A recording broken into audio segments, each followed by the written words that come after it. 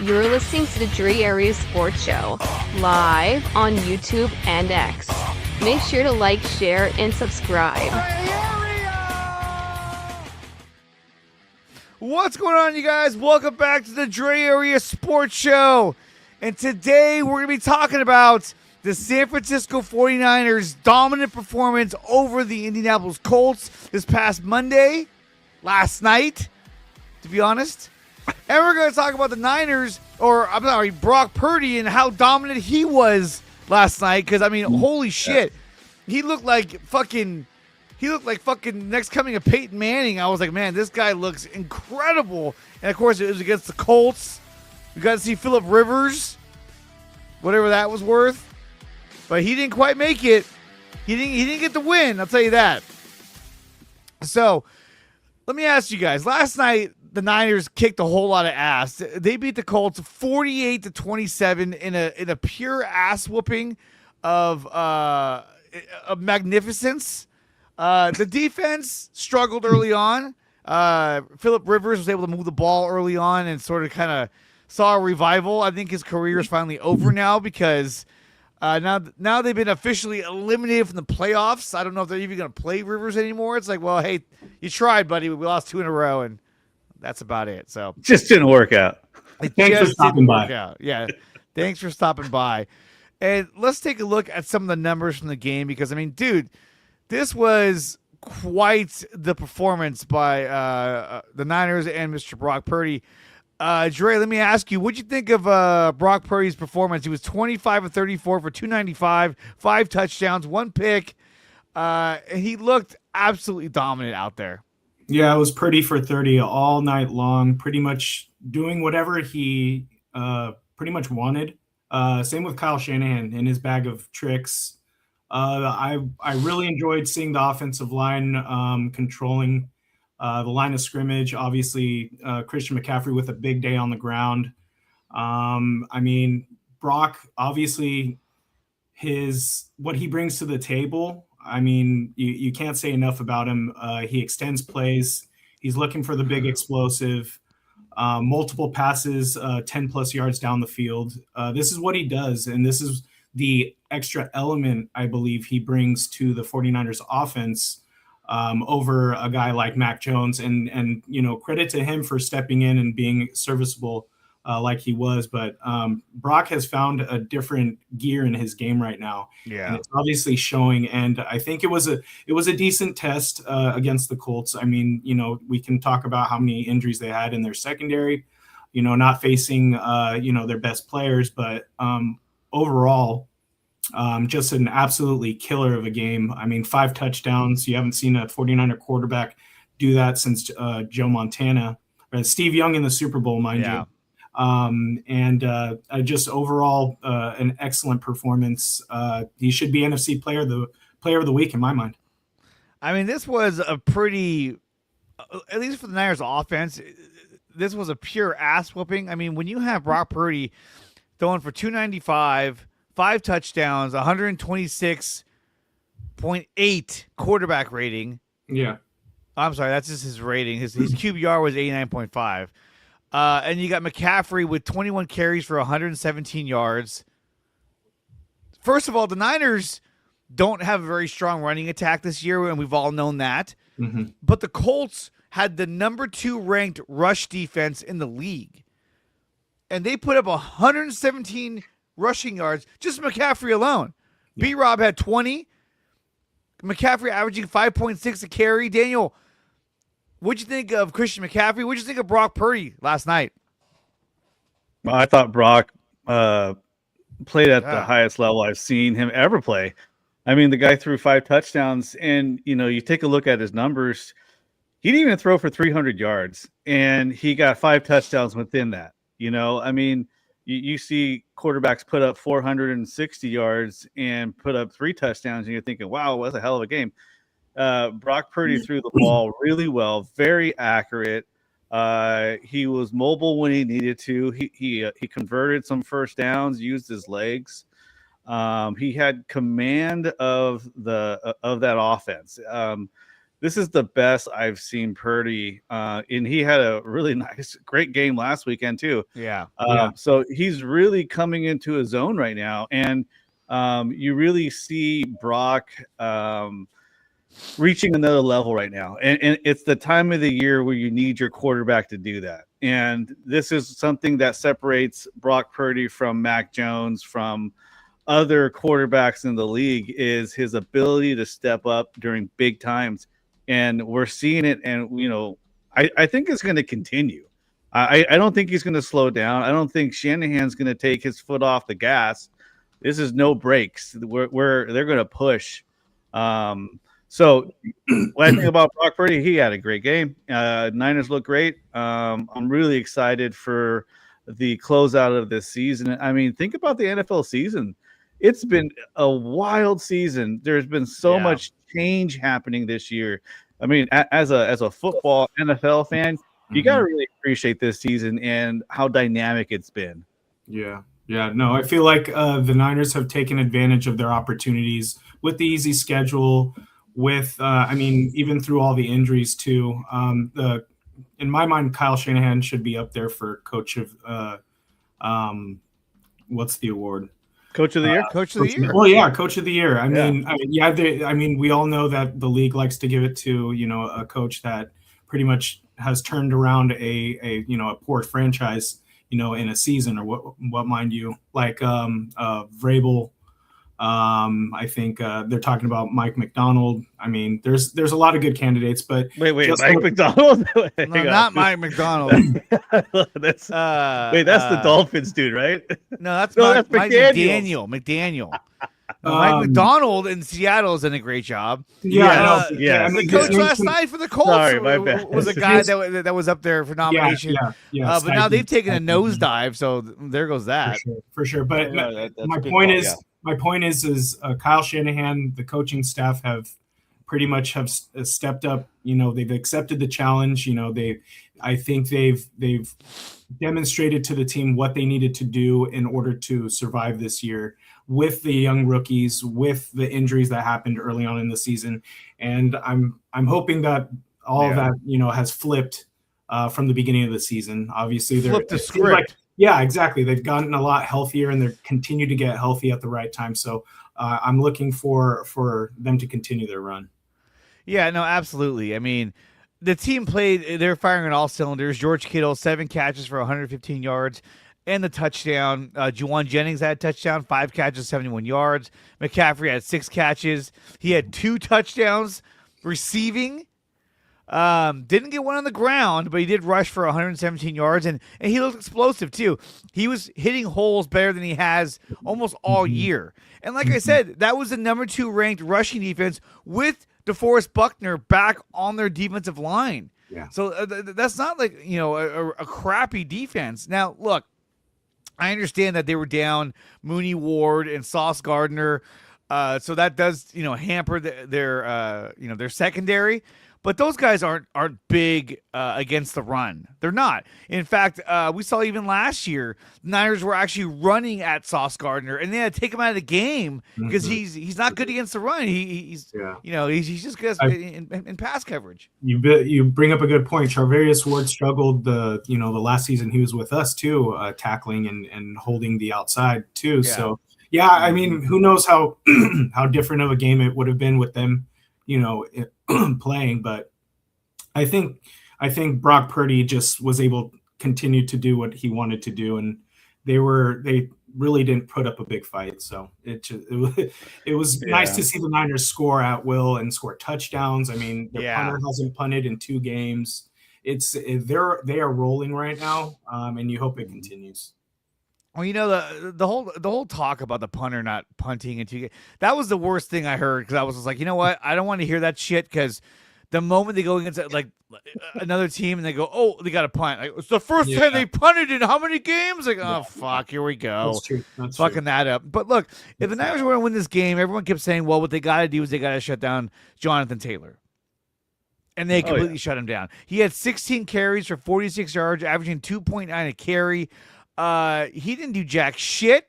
They didn't let him. And I felt like, the Niners are capable of shutting down a team's running game. And that's really all they try and do is like contain the run and don't let anyone beat you deep, right?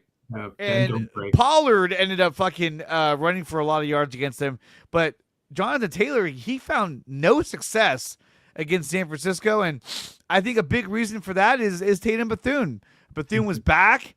He was active, running around out there getting tackles. Yeah. He had nine total tackles, 4 solo. So he was all over the place. Mustafa was big. He had 8 tackles. And you saw those guys against the run. You saw Mustafa flying in. You saw Bethune flying in. And look, like Curtis Robinson, love the guy, but he was inactive in this game. When you get a guy like Eric Kendricks, and now you got Bethune back, it's like, hey, thank you for all your help, Curtis Robinson, but you're going to be a healthy inactive today. But you can fly out with us. Yeah, you can fly out with us. You've earned that. You've earned that. You don't got to stay home. Back to Jonathan Taylor, I felt like the Colts' offensive game plan, from the most part, especially at the beginning, they were trying to catch us sleeping. Obviously, we knew we were going into the game, we were going to have to contain Jonathan Taylor, but I felt they weren't going to him early on, and he never got into a rhythm. He never established himself in the run game, and when they did, the Niners were able to answer, and they were ready for him. But give the Niners credit. This is the best we've seen them play against the run. They've stopped 2 of the best running backs in the league, Bijan Robinson in the Atlanta game and Jonathan Taylor in this game. They stopped Rico Gatto in the Panthers game. Like, all these running backs that were getting all this hype, when they faced the Niners seemed to step up to the plate, and they were able to handle it for the most part. But yeah, I felt the offensive game plan for the Colts was didn't really include Jonathan Taylor for the most part in that first quarter. They did get a couple of sacks. Oh, go ahead, Daniel. Yeah, about to say, I thought so too. It looks like on a short completion routes with Rivers hitting Josh Downs. He got some targets there in that first quarter and a half, basically. Pierce was his favorite target. Yeah, and then they finally started trying to get to Tyler Warren later in the game. But Rivers was successful, obviously, against the Niners defense with his noodle arm he has. I mean, he can't throw that ball more than 25 yards down the field right now. Yeah, and then it just kind of fell apart. The Niners adjusted to what was going on, and they started making plays. There was some great plays I saw by our rookie. Was it Stout? Yeah, dude, he was just on his receiver. Anyone he was covering, he was covering hard as hell. So the defense was just really flying around, and the defense had an overall good game. I mean, yeah, they gave up some drives, but they made some big time stops. Some 3 and outs when you needed it. That's the kind of stuff that you need to get momentum, right? Yeah. Is to get the ball back into your quarterback's hand and let's see some offense. So, I thought I was really happy with that. We had 2 sacks in the game. Yeah. We had the pick 6 with freaking winners looking like Bowman. Oh, that was dope. Sweet. Well, it's funny too, because the whole game it was like, dude, is this guy gonna throw a pick? And finally he threw a pick 6 at the end of the game. Like, yeah, they did it. He ran like 5 yards and stopped. He's like, yeah, he was like, oh, fuck this. I'm not gonna catch this guy. So let's talk about Phillip Rivers. The guy was 23 of 35 for 277 yards, 2 touchdowns, 1 pick that he threw at the end, the pick 6. We just talked about it. Had a quarterback rating of 53, and he was averaging 7.9 a throw. Look, I would say this, and I think we were talking about this in the group chat. I was like, dude, as this game goes on, he's going to start to wear down. And we saw like some of his throws just weren't there anymore. Right. The adrenaline was pumping.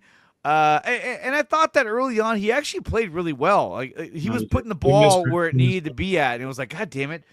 And I think the Niners were really geared towards stopping Jonathan Taylor and not so much him. And then they were kind of beating him over top. And it was like, oh, crap.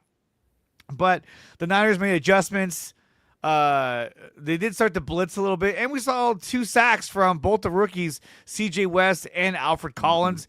who actually forced a fumble that the Colts were able to pick back up again. But what did you guys think of Phillip Rivers? Let's start with Daniel.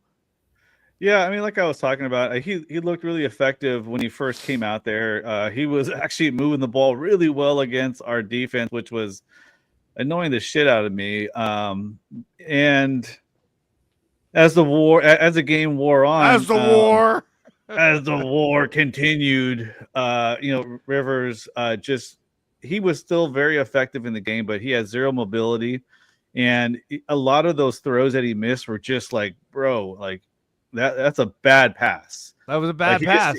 He just doesn't have the arm strength anymore to do that. No, But that O line was freaking solid for the most part. You give enough time for a 44-year-old dude who just got off the couch to go throw 2 touchdowns. I mean, they actually blocked fairly well for him. So Phillip Rivers, you know what? It's hard to root against the guy because he's like an OG. You know what I mean? Yeah. He's been around a long time. I never hated the guy. Everyone likes Phillip Rivers. I mean, he talks hella shit. It's like, dude, you can't hate the guy. He's got like 10 kids. Yeah, attaboy. Just keep it pumping, man. But at the end of the day, it's like, I'm glad that you threw that pick 6. So yeah, I was very happy about that.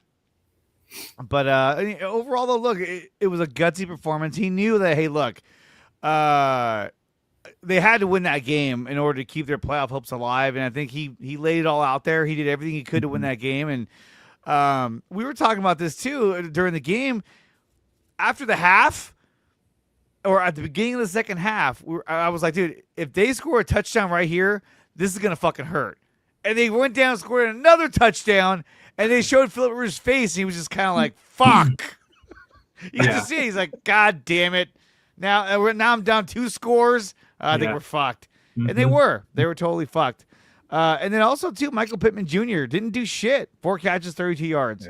Yeah. He hasn't done much all season. He's been really sporadic, and especially without Daniel Jones. It's this that team. Yeah, so they have a lot of question marks at quarterback for the rest of the season, and then you don't know how Daniel Jones is gonna recover from his injury. So and that's a long recovery injury. It's not like you're gonna come back in 3 months. No, he's fucked. He's gonna miss part of next year as well. It's not for sure he is. Achilles, come on. Achilles is not like an ACL is better than an Achilles. Absolutely, man. Well, I've never had either or, but if I was to get one, give me an ACL, you know what I mean? Yeah, exactly. Now, it sucks for Daniel Jones because he was having probably the best year of his career, and then he goes down with a bad injury like an Achilles. So I do feel bad for Daniel Jones because the guy's working hard and now he's fucked, and he was going to get paid too. They were going to give him a fat extension, and now it's like, well, maybe not. So we'll see how that kind of shakes out, but. Yeah. But other than that, the Niners, completely dominated. DeForest Buckner was a non-factor on the defensive line. I didn't even see him do anything, which was great to see.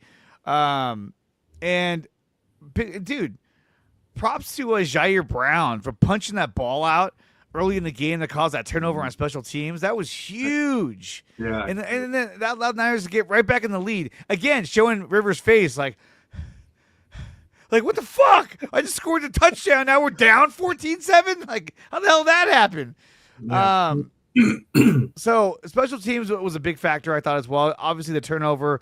And Sky Moore, he's become a huge factor in kick returns on both punts and kickoffs. He's doing really, really good. And I don't think we've had a returner this good since we had, Ted Ginn Jr.? Correct. When he gets the ball, he gets positive yardage. Yeah, no, give kudos to the organization, and again, we've been talking about Robert Saleh as being this revelation coming back to the Niners and everything, but Brent Boyer, the special teams coordinator, I think should get just as much credit for turning a putrid 49er special teams from last season into an actual legit third part of this 49ers team that has obviously impacted and has made a lot of plays down the stretch. You're talking about Eddie Pinheiro in the kick game. You're talking about, like you said, Sky Moore in the return game. And I think it's just been just night and day from last season to this season. And give credit to the organization for bringing the right guys in, coaching staff and players. So a big turnaround, and they've obviously needed it with the lack of production at times from the defense and even from the offense. The special teams have made some big contributions in order for the Niners to have the record they have right now. Yeah, when you look at when you look at the possessions for the Niners, it was touchdown, field goal, missed field goal, but it was a 64-yard field goal. Like, fuck, give him a break. He makes 63. He makes 63. That goes in. Yeah. And then touchdown, field goal, touchdown. I mean, it was just like they were scoring at will. There was nothing the Colts could do to stop them from scoring. And we haven't seen the Niners be that dominant on offense all year long, but we knew they were capable of doing that. And it was great to see it last night. Daniel, what were you going to say? Well, I think the Niners really looked like the Niners, the Joe Montana, Bill Walsh era Niners last night. I mean, you felt that every time the offense had the ball, they were going to score, and that's how you felt when you watched, a lot of times the Niners and Joe Montana and all that stuff. So it's really interesting to see how this team has developed so far this season. It's really incredible what that coaching staff. And don't forget about the damn players, man. Those guys have been playing their ass off to get to this point. And just kind of piggybacking a little bit on what Dre was talking about, special teams. I mean, just don't forget about Moody and how shitty he was last year and how bad our special teams was when you don't have all three phases of your team playing together at a high level. Something falls off, and it's usually your record, eventually at the end of the day. But it was just really, really good to see special teams this season just become like solidified. Like, you are no longer a problem. We are now focusing on defense, and no, offense is looking good now. Let's just focus on defense. And on that game, the Niners linebackers were freaking badass out there. I mean, having Tatum Bethune back, D. Winters had a hell of a game. I mean, do you guys remember that pass deflection he did, where the dude just came out of nowhere and just smacked that ball, and you saw Phillip Rivers' face. He was like, "Where'd he come from?" The interception, the pick six. I mean, like, Phillip Rivers had to force that ball into a tight window, and he threw it about as hard as, like, I think either one of us would have thrown that ball. Like, he baited him. He baited him the whole time. Yeah. I remember seeing it on, I think one of the replays where the tight end or whoever he was throwing it to, I'm pretty sure it was the tight end, obviously goes on the route. It's a short comeback route, and he turns too late. And as he's turning too late, D. Winters just cuts him. And I think he had been looking for that the whole time. I'm pretty sure he was waiting for him. With all the short game they were utilizing yesterday in the passing attack, I think Winters had taken time during the game to see that. And then obviously late in the game, he made his move. So a great play. Mm-hmm. No, it was great to see. And Niners absolutely dominated this game. And really, look, the defense had its shaky moments, but at the end of the day, the defense, kept them in the game. I mean, the offense obviously kept them in the game, but the defense held its own for the most part. There is some speculation about how will they perform against a better quarterback than Phillip Rivers. I mean, obviously, they'd be going up against, Jacoby Brissett, Shedeur Sanders, the Titans quarterback, Ward. So. Well, I mean, Brissett's been slinging the ball, though. I mean, he did set a record for over 500 yards. Yeah. I mean, and he hasn't really stopped. He's been playing actually pretty good football. But you're right. I mean, Cam Ward, whatever. Yeah, Cam Ward. There you go. So the Niners will have take on Tommy Huxley. Thank you for the fairies. He does that every time. Ponch. I like Sanders. Fuck Shador Sanders. Ponch. What's up, Ponch? Moody is trash. He's absolutely trash. And that's the thing, too. I know Daniel kind of touched on this, but like, imagine the amount of games we lost last season because Moody couldn't make a fucking kick. And it affected the entire season. I mean, you could not trust your special teams. You couldn't trust your kicker. You couldn't trust the unit as a special teams unit. Yeah. They kept every game. It would rear its ugly head and like make a fucked up penalty or give up a huge return or go for it on fourth down. You know, like we're not going to try to kick. We're just going to go. Yeah, we're just going to go for it. Fuck it. They're like, have you lost confidence in your special teams? No, why? Like, yes, he has. He's completely lost confidence. You had players getting mad at each other. You know, Debo, I think, what's that last season? Debo got on Moody. Yeah. I mean, you know, it's this, you start seeing that shit happen. You're just like, oh, this is not good. No. We need to fix this. No trust from, you know, the players to players, coaching staff to players. It was a mess last season. And like I said, Brant Boyer has turned this whole special teams around, and it's refreshing to see, and we're going to need them down the stretch. You figure there's going to be a lot of opportunities, lack thereof, and the special teams have to come through. They're going to have to make a play. They're going to have to put us in good field position, give us an extra opportunity for an extra series. Just an excellent job up until this point, and we just hope it continues. I mean, offensively, the Niners have a lot going for them right now. And on top of that, they have a kicker in Eddie Pinheiro who's been extremely accurate. Has only missed one kick, which was a 64-yarder that bounced off the bottom post. Mm-hmm. So he almost hit that, but it was dead on. It was like right down the middle. But, you know, just not far enough. But the Niners offense looks absolutely dominant, and they have so many weapons at that. I mean, right when you think you got a beat on McCaffrey, here comes Brian Robinson. On the passing game, you have McCaffrey, Kittle, and Juwan Jennings, and then Pearsall when he comes back. So they have a lot going on for them offensively, and they're going to really have to carry this team. And I felt like the offensive line has gotten better and better in these past few weeks. I think playing against some shitty teams helped kind of build their confidence. What's this? Dre misses cap, sack, or pick. Oh, okay.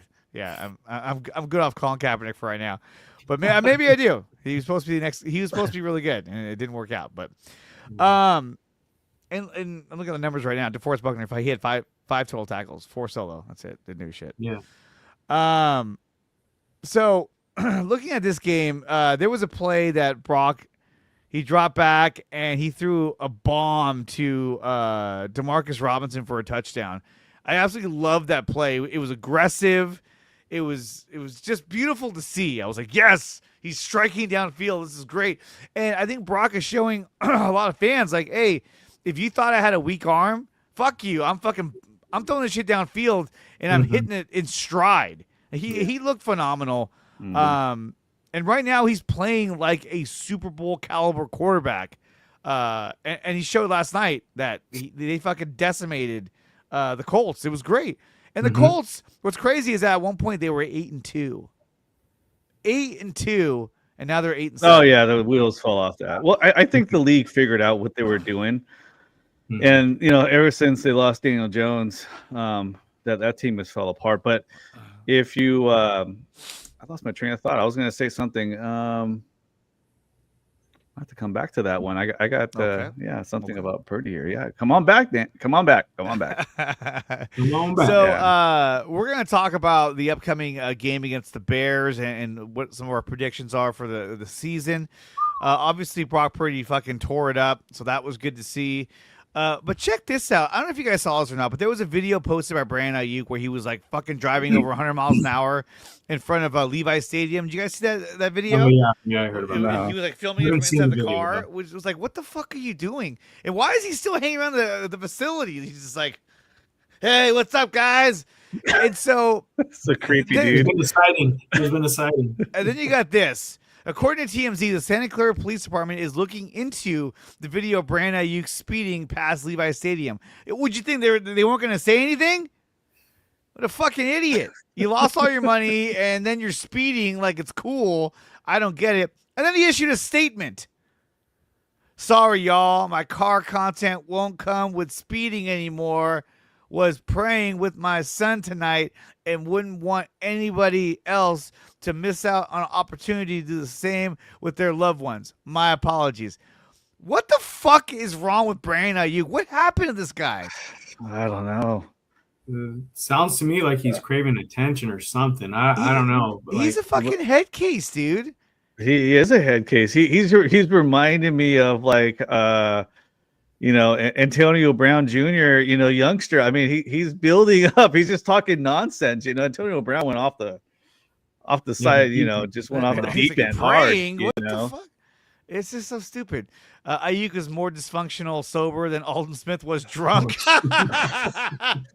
Oh boy, Alden Smith was a savage drunk. Oh my god! Hey, you remember that when they're interviewing him outside the fucking police department? He's like, "I'm a good man. I'm a good guy. I'm not mean," or some shit. It was like, "Oh no, just shut up, get him out of there." Poor guy. And he was by himself too. I was like, "Oh fuck." Kenny 49ers writes, Niners going to be able to stop the Bears running backs. I hope they are better than they were against the Titans. Monangai is the guy I'm worried about. I think Kyle Monangai could be a problem for San Francisco. We're going to talk about that a little bit later in the show. But, look, we'll talk about Brandon Ayuk. He's fucking gone. Get lost. They basically said, hey, look, you abandon the team. Fucking kick rocks. And I think that was the best thing to do because they got to move on. They can't have this shit lingering around. So, and he's fucking flying around by the stadium. Like, what are you doing, dude? Idiot. Absolute idiot. But let's talk about some of the headlines from this NFL season. And let's talk about one of the major stories that I think we all want to talk about that made headlines. And that was Jake Paul getting knocked out. Jake Paul got fucking crushed by Anthony Joshua. And now he's suing him for going off script, which means that maybe he was not supposed to knock him out, but he broke his jaw in two different spots. He even broke the jaw on the opposite side. So that's how hard he fucking hit him in the face. I love seeing him get knocked out. The fight was absolute garbage, but I love seeing him get knocked out. Daniel, what'd you think of this fight? I loved it. Even though the fight probably sucked for about 4 rounds. It was just complete garbage, and Jake Paul's falling down. He's falling down. He's falling over his feet. It's like I don't know what the script was, but the script was really shitty. Okay, you need a new writer. And it ended immaculately. It was incredible ending. And I don't know why Jake Paul just did not put up his gloves. He kept his gloves down, and he just got blasted. And it was great to see him finally take one. And I think his career is over in boxing. He's getting titanium implanted into his jaw. I don't think you want to keep on taking hits to the jaw after this. So it's like, I think it's done. He made a good run, made millions and millions and millions of dollars off of these fights. And it was fitting it ended this way. Yeah, this is my favorite shot. It was this one here. the scared hamster. Oh, yeah, that's a good one. Oh, my God. But I'll tell you what, though. This guy got in there against Joshua, and Joshua's huge. He's fucking huge. At the end of the day, whatever script there was, just to get out there and fight like that, that's kind of crazy. That's nuts. It's so I give him credit for that. at least he went out there. And then, of course, we got to talk about the ex-Seahawk fucking DK Metcalf gonna get suspended. His suspension has been upheld. What'd you think they were gonna go? You know what? Maybe fuck that fan. No, he didn't get suspended for the final 2 games of the season because he fucking grabbed the guy by the shirt and then tried to uppercut him as he let go. That wasn't even a punch. He tried to mush his face. He didn't even throw a punch. it was stupid. It was needless. It was pointless. And I mean, the guy's denying that he used a racial slur. I mean, you don't know what actually was said to him. So they get put in these types of situations when they, when they confront fans, whether it's, their own fans or the other team's fans. It's completely stupid. It's retarded. It's whatever you want to call it. It's his own damn fault. Now he's obviously jeopardizing their opportunity to win the division. So I'm pretty sure the franchise is pissed. The PR people are pissed. The organization's pissed, but that's the type of receiver he is. I mean, he's gonna defend himself. I guess he's gonna do something to get headlines. Probably. I don't know. Once a Seahawk, always a Seahawk. Exactly. These fucking guys. Yeah. I mean, look how much he also loses. $555,000, almost $500,000. $45 million in guarantees got voided. That is nuts. He's like, hey, BA. What the fuck I do now? It's like, dude, not that, man. Yeah. It's like, that is devastating. Yeah, he's like, Metcalf is not the sharpest tool in the shed. Yeah, no shit. This guy's like, it's fucking stupid. I couldn't believe that he actually did it. I saw the video. I was like, what a fucking... Well, he didn't actually punch anybody. But you can't lay hands. He didn't rip him out of the stands. Yeah, but you can't lay hands on the fucking fans. And look, what do fans do? Fans heckle players. Like, that's part of your job. That's fucking true. That's deal true. with it. Absolutely. You gotta learn how to deal with it. If the guy's dropping the N-bomb, obviously, look, that's not cool. Don't do that. Right. But still, it's like, if you're DK Metcalf, you got to ignore that shit. What a fucking idiot. Now, did DK say that fan said that? Supposedly, he said that the guy dropped the N-word on him and was talking shit about his mother or grandmother or something. Was probably doing something, a mixture of something. And now the fan probably just made fucking millions of dollars just for fucking being an idiot. Well, yeah, he's gonna deny it. It's his word against each other, and there's no other. You know what though? There was fans around it, but anyways. Yeah, it's unfortunate that DK has to lose that much money on a stupid fucking incident like this. That's so jacked up for that player. But you make money. You fuck around and you find out. And that's how it went. It's just, boy, it's fucking stupid. What an idiot! What an idiot! And then you got this. Okay, I feel bad putting this up. Do it. Max Crosby. They asked him about the number one pick in the draft. You just gotta hear this. I would have said the same thing if I was him. When you hear talk about the number one pick being on the line? Yeah, I don't give a shit about the pick. To be honest, I don't play for that. I don't. That's not my job. My job is to be the best defensive end in the world, and that's what I focus on every day. And being a great leader, and being an influence, and being being that guy on a consistent basis for my team. So. Yeah, that's their job. That's the front office, the coaches, that they do that. But that's got nothing to do with me. I've learned that lesson in the past. I'm not trying to. You can't control everything, and that's not my job description. My job is to. I like how he just says, "I don't give a shit about that." I couldn't believe they asked him that. Hey, what do you think about the number one pick of the draft? He's like, "I don't give a fuck." He's such a good player on such a bad team right now. Yeah. It's pretty awful. Him and Myles Garrett, you feel for them both. Yeah, but Myles Garrett had a chance to get the fuck out of there, and that's true. He didn't do it. He didn't. He stayed. He stayed like an idiot. Like an idiot. Again, I don't know why. It's like, what an idiot, dude. What an idiot. And then, of course, we can't go a show without clowning on the Cowboys. This is for them. In the case of the 2025 Dallas Cowboys, you are not in the playoffs.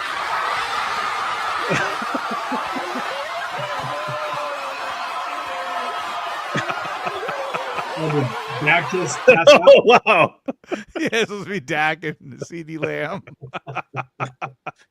Yeah, they're out. Good AI. That's good AI. That's good. That's really good AI. It's good AI right there. It's December and they're already eliminated.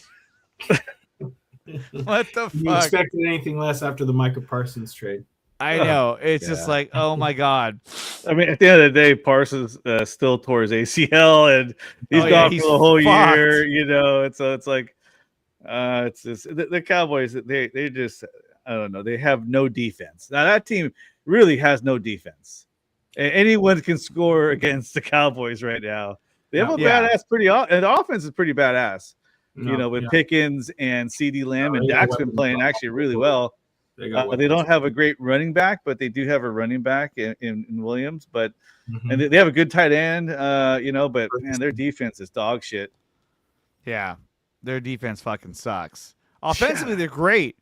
They're like the reverse Niners, where it's like their defense isn't that good, but their offense is good, but they can't fucking win.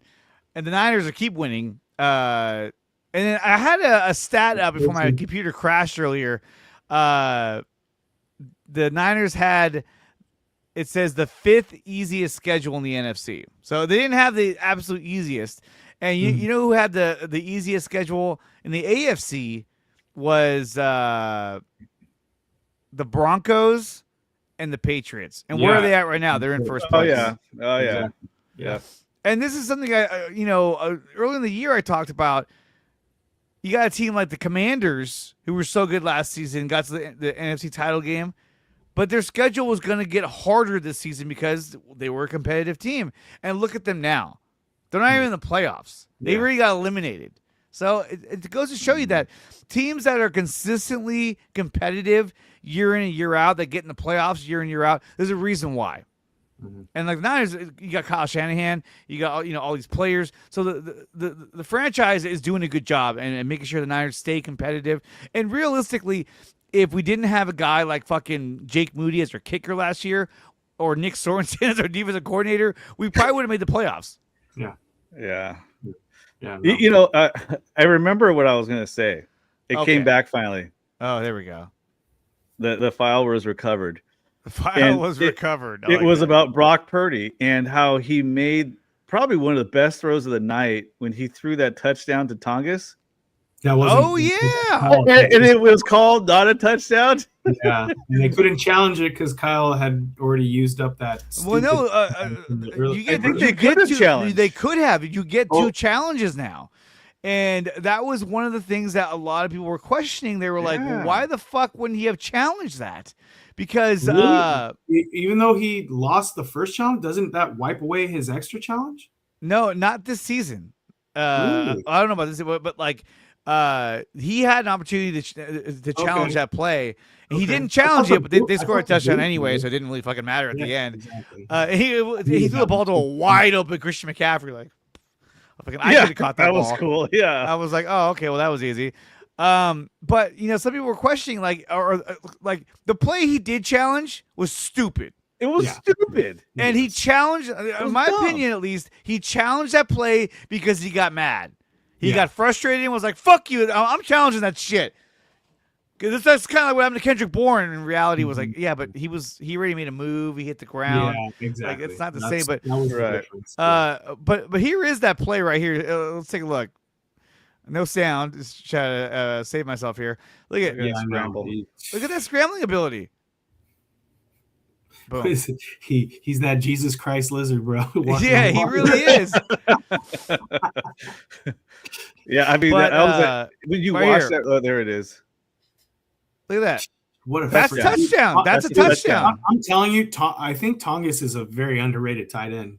As far as pass catching, I don't know what he does as far as the blocking game goes, but this guy can play, bro. Hey, he's better. In special teams, and he's the one that recovered the fumble. Yeah, he recovered the fumble. He's always around the ball. Yeah, he's good. He's good, dude.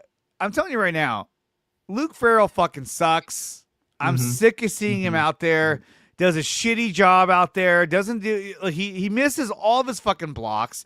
When Brock had the fumble. Oh yeah, that was his block, and then he ended up catching the fumble and running for a gain of 3, which is kind of cool. That's right. He gave up the sack. I got you, bro. I got you. Yeah, but that was his assignment that he fucking blew. I was like, dude, you fucking suck. I told you I wanted the fucking ball. Yeah. Well, but they signed this guy because they were like, oh, he's a really good blocking tight end, and then fucking he's been shitty. Oh, you can't slam everyone. That's great. I mean, some of them just doesn't work out, but overall, a lot of the signings have been solid this offseason during the season. Here's Alfred Collins. Just fucking get out of my way. Give me the ball. He didn't even know he didn't even know he knocked it out. He didn't even know. Oh, there it is. Oh. Look at Stout right there. Yeah. That's Collins and CJ West. Yeah. They're just like, bull rush you. Collins caused the fumble, and then CJ West just got to him. So yeah, great job to both of them. They're getting some really good reps right now, and some meaningful reps in some high stake games. This is great for them moving forward. All right, let me ask you guys: if the Niners have a shot to get the number 1 seed in the NFC. Can you fucking believe that? A team that lost Fred Warner, a team that lost Michael Williams, a team that lost Nick Bosa in week 2 has a shot to get the number 1 seed in the NFC and literally have home field advantage through the Super Bowl. Yeah. Starting next week, there's a chance where they don't have to leave Levi Stadium for the rest of the season through the playoffs, through the Super Bowl. That's fucking amazing. Yeah. Now, can this team run the table and get the number 1 seed? Dre, what do you think? Can they win the next 2 games and capture that number 1 seed? Right now, yeah, absolutely. The way you have the 3 phases of the game for the Niners right now, they're all contributing. Absolutely, they have a shot. They've already proven that they can beat the best teams in the conference. They already went to LA, beat the Rams. They won the first game in Seattle. What more do they have to prove as far as being a true contender? I really think they have a great opportunity. They have set themselves up. The coaching staff has set this team up. They have received the message. It's been clear all season with all these rookies, with the injuries early on. This coaching staff has kept this unit together. They believe Robert Saleh has the defense making plays when the time comes. They can definitely keep this train rolling. Absolutely, they can win in the playoffs. They are a true legitimate contender, especially the way Brock Purdy is playing right now. Daniel, can they do this? Will they do this? They have everything going their direction right now to do this. They have some pretty difficult matchups coming up. Okay, we got the Bears, who's a legit fucking squad. I mean, Caleb Williams is actually throwing the ball really well. He's gotten so much better this year than last year. And Bears got a really good defense. That's a tough matchup. Whatever we say, that's going to be a tough game. Absolutely. And then we got the Seahawks. Okay, so we got to get past the fucking Seahawks too. I mean, so there's a lot of things that have to continue to work out. We cannot have significant injuries right now, right? Brock Purdy has to continue to play at an elite level for that to happen. We have all the building blocks in place, and they fit really well right now and looking pretty damn good, right? So it's like, can they continue to do this day in and week in and weekend out? I believe they can.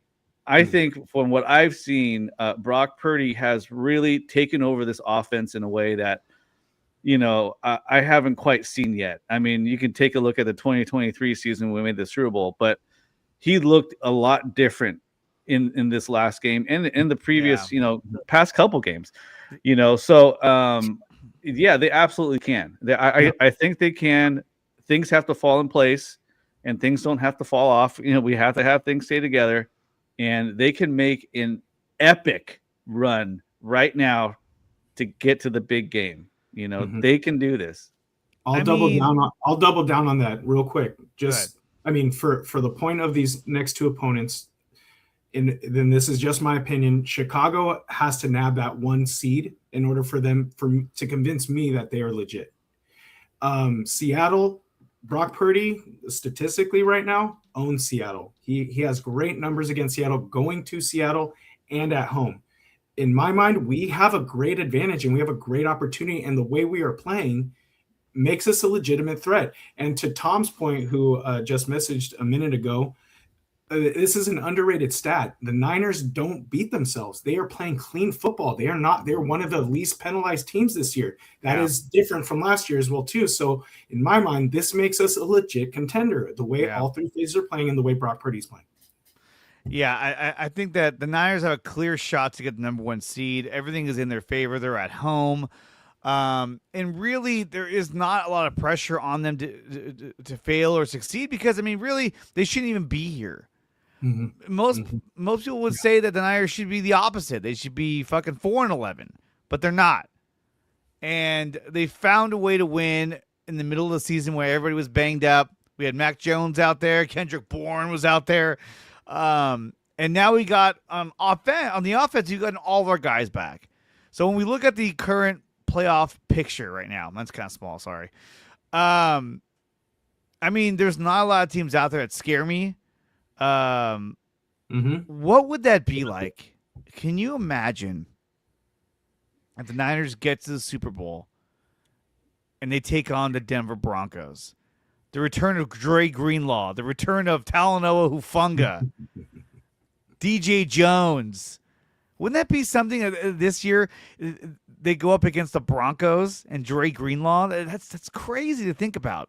That is a scenario that could very well happen. The way Denver has played, the way their defense has carried them, and Bo Nix and the offense have obviously been able to keep it steady the whole way through, making plays and a lot of comebacks this season. They're one of those teams that has a lot of comebacks. They've been down a lot in the games.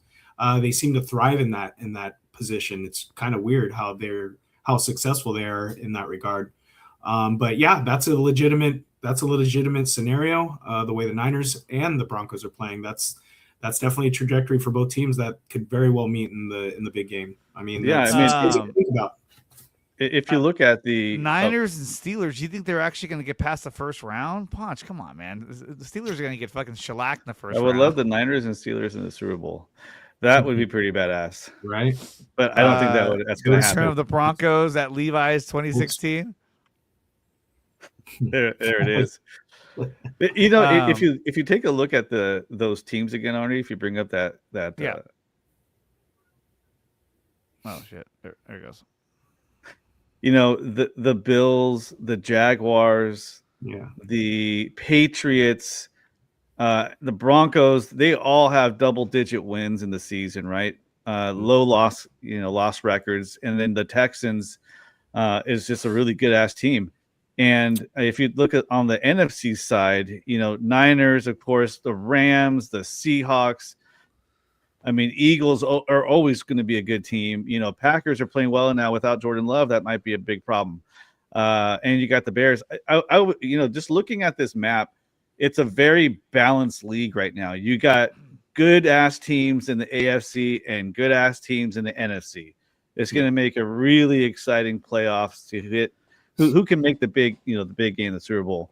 I just wanted to point that out, man, because, you know, a lot of times I always look at the NFC as a more of a high-powered kind of offensive, set of teams, but this year, boy, the AFC has some really good teams out there. Yeah. Do they, though? Because you know what? When I look at the AFC, I look at the Broncos with Bo Nix, unproven. Herbert, young team. He's a good ass quarterback. Unproven in the playoffs. Well, I left them off my list. The Steelers. Yeah, Steelers, yeah. And fucking old ass Aaron Rodgers. He chokes in the playoffs every time. They have holes. The Jaguars, Trevor Lawrence, unproven. They actually seem to be, in my mind, they're the ones playing the best in the AFC. They're hot right now. Yeah, but that team is balling. You're right. But the Jaguars, unproven, new head coach. They've won 6 in a row, yes, but unproven. Drake May and the Patriots, unproven. And young. And we saw the Patriots against the Bills. 21 points. And they fucking shit the bed up 21-0. Okay? Now, the Bills, this is their best shot to get to the Super Bowl with no Patrick Mahomes and no Lamar Jackson in your way. That's the other matchup. If the Niners get there, imagine if they go against the Bills and it's Josh Allen coming back to the Bay Area to try and win a Super Bowl. Yeah. And their running back, what's his name? The running back for the Bills. James Cook. Yeah. He's hella good. He's hella fast. And the way both of those teams, the Niners and the Bills, are set up, that would set up a huge shootout in my mind offensively. That would be an epic game right there. Very susceptible defenses, unfortunately, and great quarterbacks. And nobody's That really would be a talking game. about Josh Allen with the ascension of the Denver Broncos and Bo Nix, Sean Payton, Vrabel, Drake May, and the Patriots. Everybody seems to be always enamored with Aaron Rodgers wherever he goes, and they're talking about Pittsburgh. And ever since we all found out, the Chiefs were eliminated, a lot of the focus is on, Patrick Mahomes rehab. But, what about Josh Allen? Central Valley. Okay, whatever.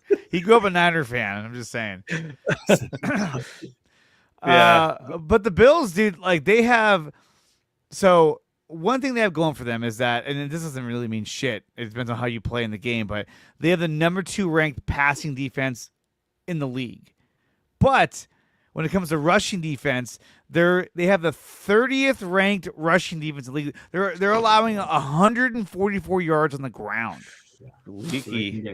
So that's not good for them either. So Leaking. like Fresno or something. So anything is possible at this point, but you got the Texans. They have a really good defense. CJ Stroud. Now they got Nico Collins back, so they're playing pretty good. I just think that out of the AFC, I think if anyone's going to get through, it's going to be either the Bills, the Broncos, the Texans. I don't see anybody else getting to the Super Bowl. I don't. That Texan defense, that number 1 ranked defense in the league, yeah, they're going to be a tough out. I could see the Texans taking down the Patriots in round 1. Oh, I really could. Definitely. You worry about that offense, though. That was a terrible showing they had against the Raiders on Sunday. It just did not look right. No. CJ Stroud did not look right. You hope that he can turn that around, but that defense is going to keep them in every single game of the playoffs. And when you look at the NFC, right? So let's just say the Niners, if they got the number 1 seed, they'd be where the Seahawks are at. The Seahawks, I think, defensively are a really good team. We're a very sound team. Offensively, I'm not sold on them offensively. We were seeing Sam Darnold continue to struggle as the season goes on. And again, he's the kind of quarterback where whatever matchup they have, whatever round they're in, the other team is gonna game plan to where they're gonna say, make Sam Darnold have to beat us. And that is a detriment to the Seahawks. Because he is essentially an upgraded version of Jimmy Garoppolo. He turns the ball over. He makes dumb mistakes under pressure. He's not very mobile. He just reminds me a lot of Jimmy Garoppolo, a lot. But he's got a stronger arm. He could throw the deep ball way better than Jimmy could. He's probably a little bit more mobile than Jimmy, though. I'd say. Oh, Jimmy couldn't move at all. He was like Tom Brady Jr. running, Yeah. I mean, it's just, but looking at this, I mean, the Rams are now the 6th seed. They got totally fucked by losing that game. Mm-hmm. So good. If the Seahawks lose and they get pushed out, I mean, there's a chance that they could fall the 5 seed and we play them in the second round. So, I mean, the Seahawks, I think, are going to be an issue regardless. You're going to see them again later in the playoffs if you make a deep playoff run. Well, yeah, they're a really good coach team. But defense and this would be special teams. I would say this right now. If the playoffs started today, I would feel good about the Niners playing the Carolina Panthers. Yeah. And I would love the fact that the Eagles would play the Rams because one of those 2 teams would get knocked off right away. Mm-hmm. If you separate Rams and Eagles, there's a chance that you might have to run into both those teams. In this case, one of them's getting knocked out in the first round. I love that. And then the Bears and Packers, I don't give a shit. None of those teams are going to win. Like, they'll get to the second round and lose. I think they're still good teams. I mean, Well, Packers lost Micah Parsons.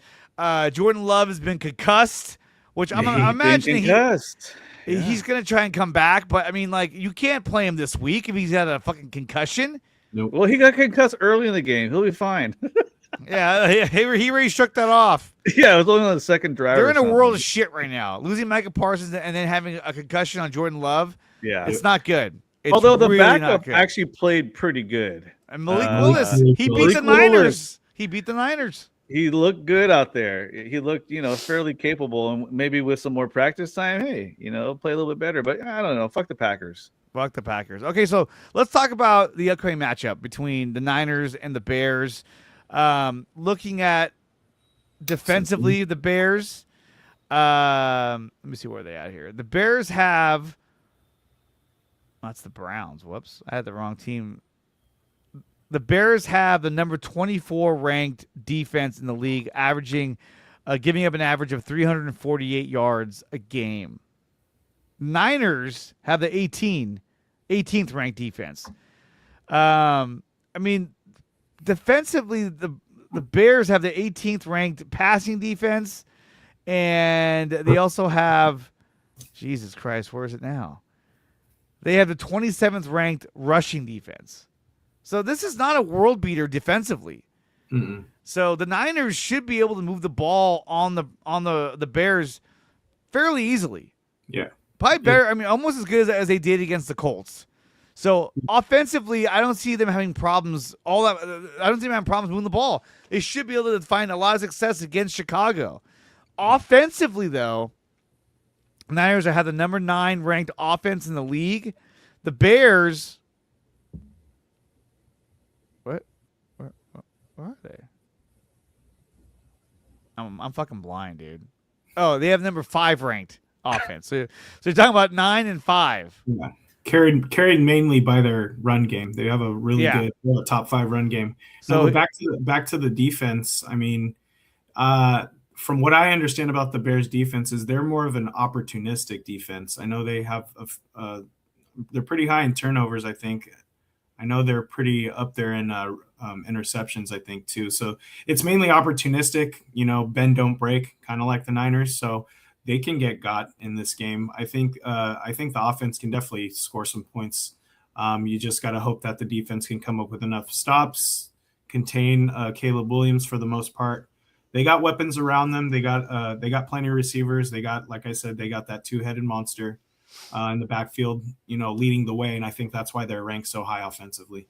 So this is the other thing too, is the Niners are the number 2 ranked team on offensively on third down.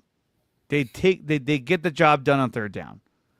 Let me pull that up real quick. Third down offense. They're the number 2 ranked team right behind the Packers, right? So that's what they get you. They get you on third down.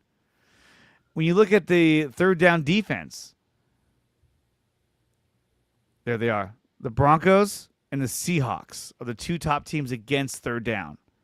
That's where the matchup gets real tight with those teams. But when you look at the Bears, they're the 13th ranked. So I think the Niners are still going to be able to move the ball on third down. And third down's a killer. That's a defensive down. If you can't convert or you can't stop on third down, that just kills a defense. Wears down your defense. Absolutely. Absolutely. And so, again, this is where I come back to Broncos. They're right there. It's I don't know. It's just something about that team. I feel like we're going to run into them again. I don't know what it is, but I think that he keeps saying this too. We have ownage on the Seahawks. Okay. Still, I'm glad the game's going to be at home. But like I said, I'm not sold on Sam Darnold being able to lead the team deep in the playoffs. Look, we saw what happened last season with the Vikings. He gets in the playoffs, he shits the bed, and I think that's what he's going to do again. I'm pretty sure he's already done it a couple times this year. Multi interception games. Even this last game, exactly. When they beat the Rams, he was fucking throwing interceptions left and right. He threw an interception to a fucking defensive lineman. Like, it was a bad pass. I was like, whoa, what are you doing? That's like the pass I would have thrown. Like, oh shit, he panics. He just panics and makes some dumb decisions. I mean, the only thing you can hope against the Seattle offense is containing JSN. If you can control and limit his damage, you're not too worried about Kenneth Walker, and Charbonnet doing a ton, unless they're by the goal line. That's when Charbonnet will pound it in, no matter who's in front of him. But, so as long as you can get some pressure on Sam Darnold, and limit JSN, the Seahawks are very manageable. But back to the Bears, I mean, that's the big matchup right now, And really, it comes down to trying to contain Caleb Williams because he does a lot of things pretty good, dude. That dude can scramble, and he can throw some dimes, from the run. And he's athletic. He's fast.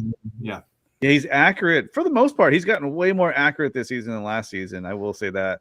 And like I think Dre said, they have the two running backs that are going to be good, and going to make an impact on the game. And then they got, DJ Moore. They got, Loveland as their tight end, who's been, coming on the second half of the season. Mm-hmm. They don't have Roma Dunze. I'm not sure if he's going to play this week. He's been out for a couple weeks with various injuries. So there are some issues on offense. They can go out there and be highly competitive against like the Packers, beat them, 2 weeks before they lost to them, just recently, which was a close game, So I think the Bears are going to present an issue with their offense. And it's really going to be up to, Saleh scheming up some good blitzing to make life hell back there for Caleb Williams. And look, this past Monday night with Phillip Rivers, he's hey, check that, check 2-1. Hey, Domino X, hey, 48. To me, I was like, dude, this is fucking word salad, dude. He's just doing a fucking tap dance and trying to make the Niners defense be like, what the fuck's happening? What? It's just the offensive players are like, what the hell is he talking about? Yeah, they were like, what? He just said my number. Yeah, like what era did he come from again? It was weird. He was just like, all right, 48. Okay, Domino 6. It was just like, did his best Peyton Manning impersonation, bro. And I swear to God, it was all bullshit. He was just trying to fucking just drum up some fucking some nervous energy. Yeah. And I swear to God, he was trying to get them to jump off sides too. He'd be like, and then nobody jumped. Everyone was like, shut the fuck up, dude. Just hike the ball. It's not gonna work, Phillip. No, and I mean they were trying everything. They were like, hey, they had a game plan, and then it's okay, Rivers, we need you to go out there and fucking do the whole tap dance. Fucking do a twirl. It was crazy. It's not gonna work, dadgummit. Yeah, it didn't. It just didn't work out. It just didn't work out. Shit. No, nobody gave a shit. I don't. Who cares? Who cares about the Colts? Smoke and mirrors. No one cares anymore. They ruined fantasy football for 8+ weeks in a row with Jonathan Taylor, and I had Tyler Warren. Hey, whatever. But they just wreaked havoc. They wreaked havoc, and they fell off. Yeah. They fell at Daniel Jones, but they fell off, and whatever. Move on. So yeah. Okay, so let's go a quick round of score predictions for the Sunday's game, Sunday night as well, which it kills me because I work early in the morning, so I'm like, oh. Okay, so Sunday night at home against the Bears. Let's go with score predictions. Dre, let's start with you. I think we could get another game just like we had this previous Monday night, where you're going to have two high octane offenses, two mobile quarterbacks that can extend the plays, two very good run games, both teams trying to establish the run game early. And then Caleb Williams and Brock Purdy are going to be looking for explosives down the field. So I think we're going to get a high scoring game. Both defenses, both opportunistic, bend, don't break. You're probably looking at a 35-28 Niners. What was it, 29-3? What? Wait, what was the score you said? 35-28. Oh, man, I was way off. 35-28. I caught like one digit of each one. I'm tired, man. 35-28. Daniel. I think Niners are going to win. I think the Niners win 34-20. I think we're gonna stop the Bears and make them kick some field goals, so they don't convert touchdowns in the red zone. And that's going to be a really key defensive effort that we're going to see in that game, is making them not score some touchdowns and just go for field goals and win 34-20. Yeah. Niners all day. You gotta hope that the injuries to Bethune and George Kittle, obviously aren't too big of an issue. Hopefully they can practice all week. It's a shortened week.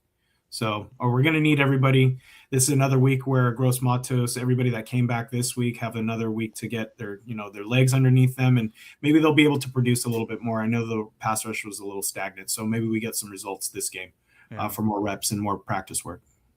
I'm going to say the Niners are going to win this game, and they're going to win this game by a final score of 41-28. Another high-scoring game. I like that.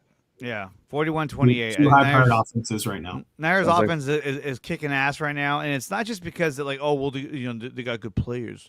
It's that, but it's the play calling by Kyle Shanahan that's got teams all fucked up right now. And who was the D coordinator over in Chicago? Shit, I don't even know. Oh, Dennis Allen. Dennis Allen. So I think we'll be and their rankings aren't very good, and we know how the Niners are defensively. So, but they're a scrappy team. Niners don't give up, and I would say this too. Home, baby. When you look at most of the teams in the league, most teams have defenses like the Niners do right now, where they have some good players and then they got some bad players. I mean, not everybody has a Nick Bosa and a Fred Warner every year like we do. And the final thing I want to ask you guys is, do you think that if they get the number 1 seed, does Fred Warner come back at some point in the playoffs? I think he comes back divisional round. That's me. But do you guys think that he's going to come back? Daniel? I don't know if he is. I mean, I haven't really kept up with his progression in his recovery. That's one thing. But, he had a pretty good break on that ankle, and I believe he broke his what's that bone down there? Is that the tibia?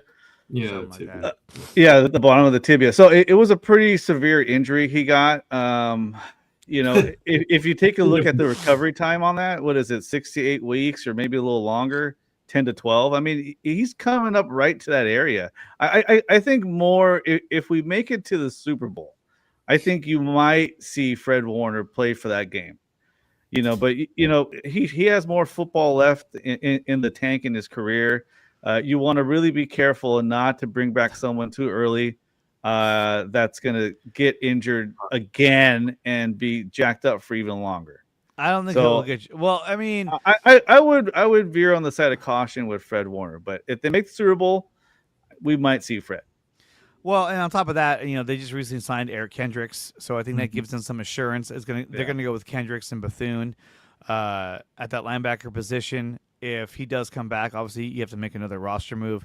I think that if he is going to come back, realistically, I think the game he would shoot for is the NFC title game.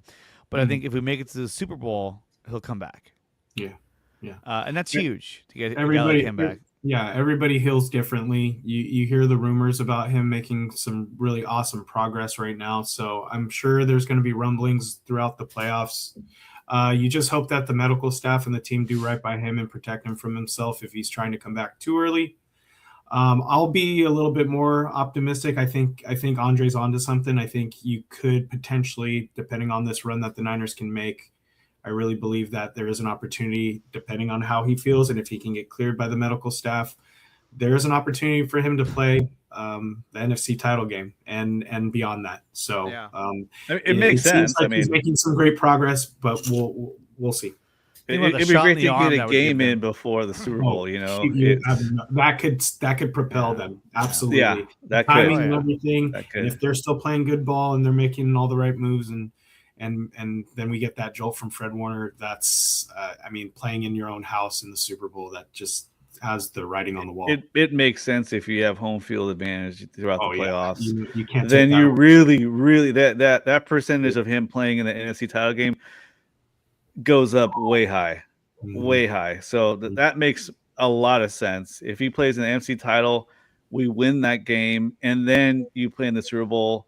He's ready to rock and roll. He's ready to rock. In your house. And then, hell, maybe Nick Bosa comes out, just says, screw it, throw on some pads, let's go, let's make it happen. No, he tore his MCL and PCL. I think that if Nick Bosa, I mean, I don't think it's gonna happen, but like if Nick Bosa were to come back, he would just be a third down player. That's it. Mm-hmm. Third down, passing down. You put him in. Oh, absolutely. But he's not gonna come back. Or maybe just suit up and not play. Yeah. just to scare the other team. He'll do the coin toss. Yeah, exactly right. He might play. You never know. You never know. All right, guys, that's going to do it for the show. I want to thank Daniel and Dre for coming out here, talking some Niners. I want to remind you guys the show is brought to you by SeatGeek. Use promo code DreAreaSports and save up to $20 on your first purchase over at SeatGeek.com. You want to support the Niners, you want to go to the games, use promo code DreAreaSports. Save yourself up to $20 on your first purchase at SeatGeek.com. Get yourself a beer, some food. It's on me when you use promo code DreAreaSports. We're also brought to you by BetUS. BetUS will match you up to 125% on your first 3 deposits, up to $2,625 when you use promo code DreAreaSports. BetUS, it's where the game begins. And we're brought to you by Power Brand Systems. Use promo code 300POWER to save up to $300 on your first purchase over at Power Brand Systems.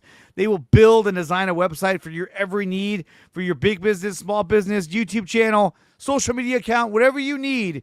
They will deliver the goods when it comes to building websites.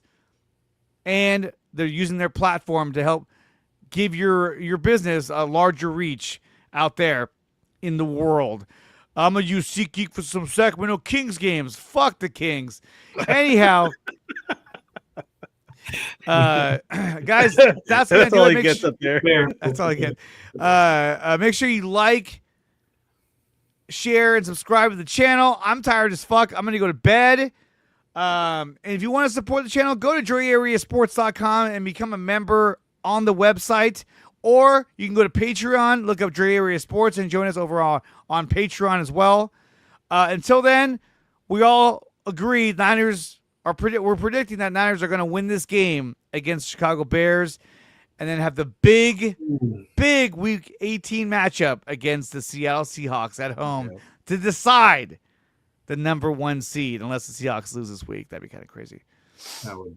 That would be nuts. Warriors tickets are outrageous. Go Panthers. Yeah, go Panthers.